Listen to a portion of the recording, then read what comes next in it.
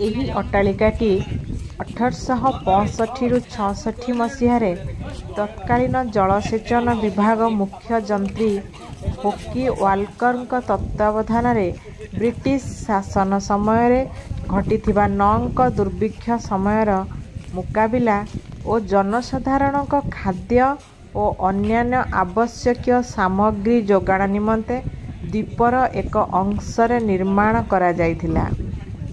ଏହା ମଧ୍ୟରେ 6ଟି ପ୍ରକୋଷ୍ଠ ଓ ତନ୍ମଧ୍ୟରୁ 3ଟି ପ୍ରକୋଷ୍ଠ ସହ କ୍ଷୁଦ୍ର ପ୍ରକୋଷ୍ଠଗୁଡ଼ିକର ଅନ୍ତରୀଣ ସଂଯୋଗ ରହିଅଛି।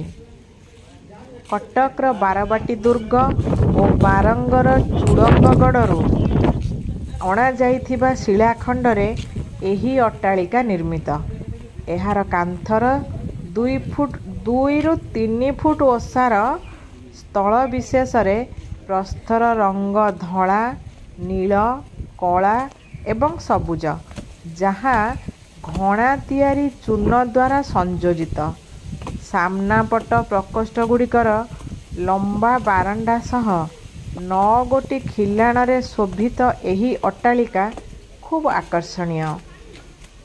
ବାରଣ୍ଡାର ଉଭୟ ପାର୍ଶ୍ୱରେ 12 ଫୁଟ ଗଭୀରର 2ଟି କୂପ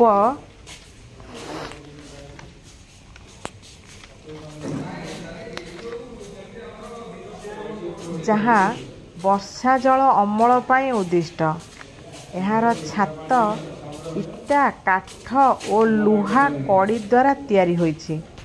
ଛାତ ସାମ୍ନା ଆଡ଼କୁ ଗଡ଼ାଣିଆ ହୋଇଛି ଆଉ 2ଟି ଲୁହାର ନଳ ଦ୍ୱାରା ଏହାର ବର୍ଷା ଜଳ କୂପ ମଧ୍ୟକୁ ପ୍ରବେଶ କରିବାର ବ୍ୟବସ୍ଥା କରାଯାଇଛି, କାରଣ ସାମୁଦ୍ରିକ ଟାପୁ ମଧ୍ୟରେ ଏହା ହିଁ ମଧୁର ଜଳର ଏକମାତ୍ର ଉତ୍ସ ଥିଲା।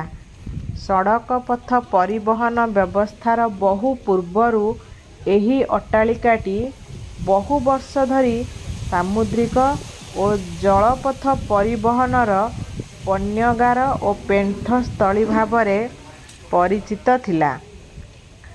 ଜଙ୍ଗଲ ଓ ପରିବେଶ ବିଭାଗ ଓଡ଼ିଶା ସରକାରଙ୍କ ବନ୍ୟପ୍ରାଣୀ ବନଖଣ୍ଡଙ୍କ ଆମନ୍ତ୍ରଣ କ୍ରମେ ଏହି ଅଟ୍ଟାଳିକାର ସଂରକ୍ଷଣ ଦାୟିତ୍ୱ ଭାରତୀୟ ଜାତୀୟ କଳା ଓ ସାଂସ୍କୃତିକ ଐତିହ୍ୟ ନ୍ୟାସ ଇନ୍ଟାକ୍କୁ ନ୍ୟସ୍ତ କରାଗଲା।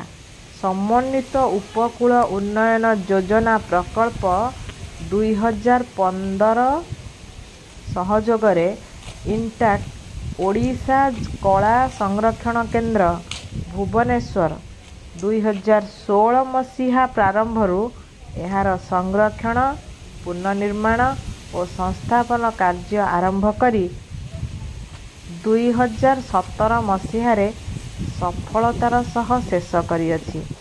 ଏଇ ଯେଉଁ ଜାଗାଟି ହେଉଛି ହୁକିଟୋଲା। ତେଣୁ ଆସନ୍ତୁ କେବେ ମଧ୍ୟ ନିଶ୍ଚିତ ଭାବରେ ବୁଲି ଯାଆନ୍ତୁ ଏହି ସୁନ୍ଦର ଦ୍ୱୀପଟିକୁ।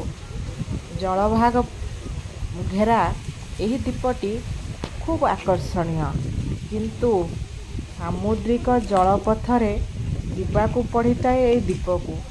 ଏମିତି ମଟର ଲଞ୍ଚ ଭୁଟୁଭୁଟିରେ ଯିବା ସମୟରେ ଖୁବ୍ ଭୟ ଲାଗେ। ଆଉ ଗୋଟେ କଥା ଜାଣିଛନ୍ତି ନା, ଯେତେବେଳେ ସମୁଦ୍ରର ଜୁଆର ଛାଡ଼ିଯାଏ ସେତେବେଳେ ଆଉ ଯିବା ସମ୍ଭବ ହୁଏ ନାହିଁ। ଯେତେବେଳେ ଜୁଆର ଥାଏ ସେହି ସମୟରେ ହିଁ ଯିବାକୁ ପଡ଼ିଥାଏ।